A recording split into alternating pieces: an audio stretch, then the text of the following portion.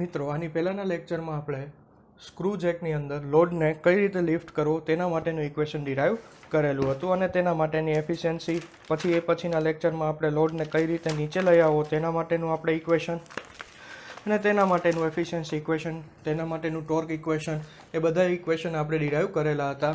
હવે પછીનું સૌથી અગત્યનું ઇક્વેશન આવે છે તો કે efficiency of the screw otherwise condition for the self locking.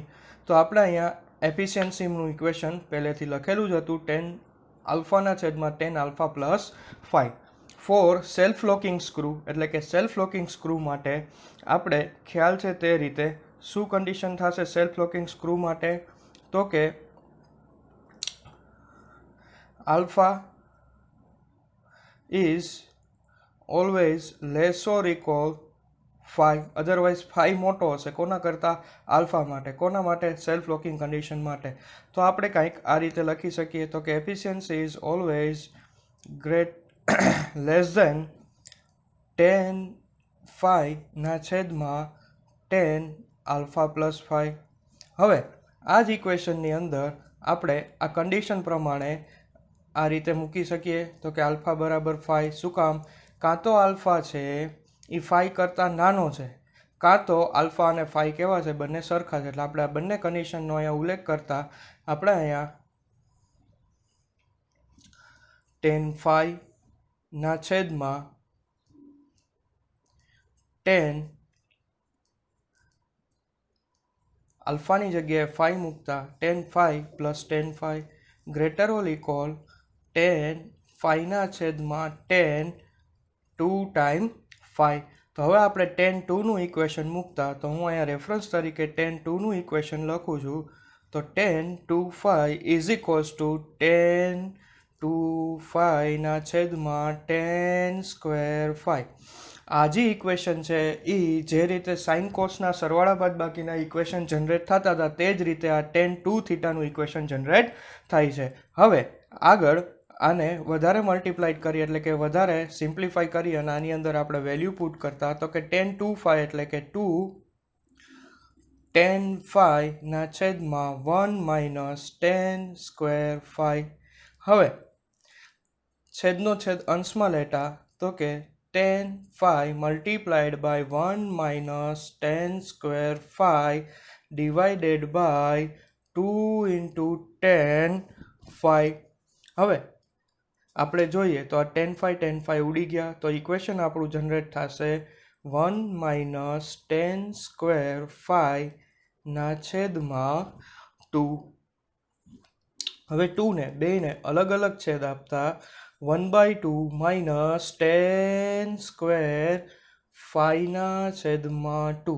તો આ ઇક્વેશનને આપણે અહીંયા જનરલ લખીએ તો 10 less or equal 1/2 minus 10 square 5 by 2. એટલે કે જો આપણી એફિશિયન્સી છે 1/2 એટલે 50 બરાબર 50%.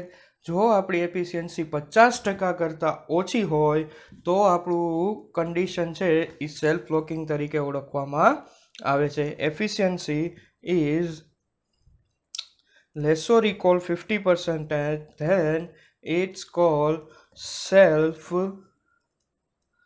locking.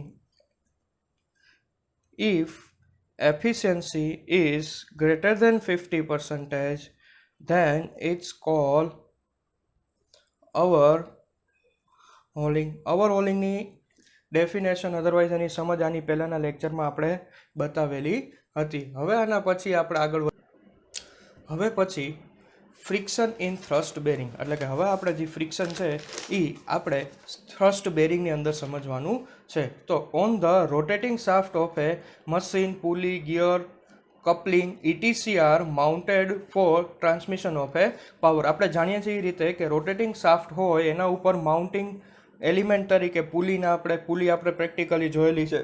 Gear coupling etc are mounted on a transmission of power. તો કે શાફ્ટ ઉપરથી આપણે પાવર ટ્રાન્સમિટ કરવા માટે આપણે આ બધા પેરામીટરનો ઉપયોગ કરીએ છીએ. પણ કોના ઉપર માઉન્ટ કરીને? શાફ્ટ ઉપર માઉન્ટ કરીને. હવે આગળ the rotating shaft are frequently subjected to axial thrust, તો કે જ્યારે આપણો શાફ્ટ રોટેટ થતો હશે ત્યારે એના ઉપર એક્સિયલ ફોર્સ લાગતો હશે, જે એક્સિયલ ફોર્સને આપણે એઝ એ થ્રસ્ટ ફોર્સ તરીકે ઓળખીએ છીએ. In order to bearing these thrust exerted on a shaft various type of a thrust bearing are pivoted, તો કે આ જે થ્રસ્ટ ઉત્પન્ન થાય છે શાફ્ટની અંદર સ્પીડના ફ્લક્ચ્યુએશન એટલે કે સ્પીડના વેરિએશનના કારણે, જે વધારાના એક્સટર્નલ ફોર્સના કારણે જે એક્સટર્નલ થ્રસ્ટ પ્રોડ્યુસ થાય છે, એ પ્રોડ્યુસ થતા થ્રસ્ટને ઘટાડવા માટે આપણે થ્રસ્ટ બેરિંગનો ઉપયોગ કરીએ છીએ. એ થ્રસ્ટ બેરિંગના ટાઈપ નીચે મુજબ છે. એના બે મેઇન ટાઈપ છે. પહેલો ટાઈપ છે પાઇવોટેડ બેરિંગ અને બીજો ટાઈપ છે કોલર બેરિંગ. પાઇવોટેડ બેરિંગ તો પહેલો એવું ફ્લેટ પાઇવોટેડ બેરિંગ. તો અહીંયા આપણે જોઈએ તો જે આપણું શાફ્ટ છે બરાબર, એની અંદર તમે જોશો તો એની સરફેસ છે એ ફ્લેટ છે, એટલે એને ફ્લેટ પાઇવોટેડ બેરિંગ કહેવામાં આવે છે. કોનિકલ પાઇવોટેડ, હવે એનો નીચેનો શેપ જુઓ તો શેપ ખ્યાલ આવશે. પાઇવોટેડ શેપ છે, શેપની અંદર તમને કોનિકલ શેપ જોવા મળે છે. આ કોનિકલ શેપના કારણે એને કોનિકલ પાઇવોટેડ કહેવામાં આવે છે. અને ટ્રંકેટેડ એટલે કે આ શેપ છે એ ટ્રંકેટેડ શેપ ક્રિએટ થાય છે. ટ્રંકેટેડ શેપ એટલે કે કંઈક આ રીતનો શેપ અંદર નીચેના ભાગમાં ક્રિએટ થાય છે. પછી આવી ગયું કોલર બેરિંગ બરાબર. આ પાઇવોટેડ બેરિંગ હતી, આમાં ક્યાંય આપણે as a collar supporting element મૂકેલો નહોતો. હવે અહીંયા મૂકી દીધું છે કોલર. તો અહીંયા જુઓ તો કોલર છે, અહીંયા પણ જુઓ તો કોલર છે. તો પહેલું આવે છે સિંગલ ફ્લેટ કોલર બેરિંગ, તો કે એફિશિયન્સી વધારવા માટે અને સારા વર્ક આઉટપુટ માટે આપણે કોલરનો ઉપયોગ કરીએ. કોલર છે એ શાફ્ટને એક જાતનો સપોર્ટ પૂરો પાડશે. તો કે સિંગલ ફ્લેટ કોલર, તો કે જે આ કોલર છે બેરિંગમાં એમાં નીચેનો ભાગ જોશો તો ફ્લેટ છે, એટલે કે સિંગલ ફ્લેટ, અને કોલર એક જ આપેલી છે એટલે સિંગલ ફ્લેટ કોલર. આની અંદર જોશો તો 1 2 3 એટલે કે મલ્ટી કોલર ફ્લેટ બેરિંગ આપેલું છે. તો આ કમ્પ્લીટ થઈ ગયું એનું થ્રસ્ટ બેરિંગના ટાઈપ્સ. હવે આગળ વધીએ તો આપણે થ્રસ્ટ બેરિંગ માટે અમુક એના ફ્રિક્શનના ઇક્વેશન ડિરાઈવ કરવા માટે આપણે એના એઝમ્પશન ઉપર ધ્યાન દેવું પડે. તો એઝમ્પશન ઉપર ધ્યાન દઈએ તો સૌથી પહેલાં આપણને when the bearing are new and have a perfect fit between the contact surface if is surface to assume that the load is well distributed over the entire area of the contact, એટલે કે જે bearing આપણે નવું લઈએ છીએ ત્યારે bearing છે એ bearing આપણે ખ્યાલ છે એ રીતે એના ઉપર જરાય પણ વિયર ટિયર હોતું નથી. વિયર ટિયર એટલે કે એના ઉપર ઘસારો હોતો નથી, એકદમ સ્મૂધલી વર્ક કરી શકે છે. સ્મૂધલી વર્ક કરી શકે છે એનો અર્થ શું થયો તો કે બધી બાજુ લોડ ડિસ્ટ્રીબ્યુશન કેવું કરી શકે છે, સરખું. અને બધી બાજુ લોડ ડિસ્ટ્રીબ્યુશન સરખું કરતું હોવાના કારણે તેની અંદર પ્રેશર યુનિફોર્મ રહે છે. યુનિફોર્મ એટલે કે બેરિંગ પ્રેશર બધી ડિરેક્શનમાં કેવું રહે છે, સરખું રહેવાનો પ્રયત્ન કરે છે. ક્યારે? જ્યારે બેરિંગ છે એ એના નવી કન્ડિશનમાં અધરવાઇઝ એના ઉપર વિયર ટિયર સાવ કેવો હશે, ઓછો હશે એ દરમિયાન. તો આગળ એ જ બતાવેલું છે કે in other word it can be said that it intensity of pressure distributed over the area of contact is constant, એટલે કે જો બેરિંગમાં આપણે શરૂઆતમાં વિયર ટિયર ઓછું હશે તો તે દરમિયાન તેની અંદર પ્રેશરની ઇન્ટેન્સિટી છે એ બધી ડિરેક્શનમાં સરખી હશે, એટલે કે પ્રેશર કેવું રહેતું હશે, કોન્સ્ટન્ટ. તો પહેલી કન્ડિશનમાં આપણે પી એટલે કે પ્રેશર કોન્સ્ટન્ટ ધારીએ તો આ થિયરીને કહેવામાં આવે છે યુનિફોર્મ પ્રેશર થિયરી. મગજમાં રાખજો, આ થિયરીના ઉપયોગથી અને હમણાં બીજી થિયરી જોશી, એ બંને થિયરીના ઉપયોગથી આગળ આપણે બેરિંગ માટેના ઇક્વેશન ડિરાઈવ કરવાના છે. બરાબર. તો પહેલી થિયરી આપણે લીધી કે પ્રેશર પી બરાબર કોન્સ્ટન્ટ. હવે એના પછીની થિયરી છે કે વેન બેરિંગ બીકમ ઓલ્ડ, એટલે કે હવે આપણે બેરિંગને રેગ્યુલર યુઝ કરતા જઈએ છીએ તો બેરિંગની અંદર વિયર અને ટિયર એટલે કે ઘસારો ઉત્પન્ન થાય છે. એના પાર્ટ વચ્ચેની જે એફિશિયન્સી છે એ કેવી થતી જાય છે, ઘટતી જાય છે. અને આગળ વાત કરીએ તો hence the contact pressure no longer remain constant. હવે એના ઉપર લાગતો જે કોન્ટેક્ટ પ્રેશર છે એની ઇન્ટેન્સિટી છે એ બધી જગ્યાએ હવે સરખી રહી શકશે નહીં.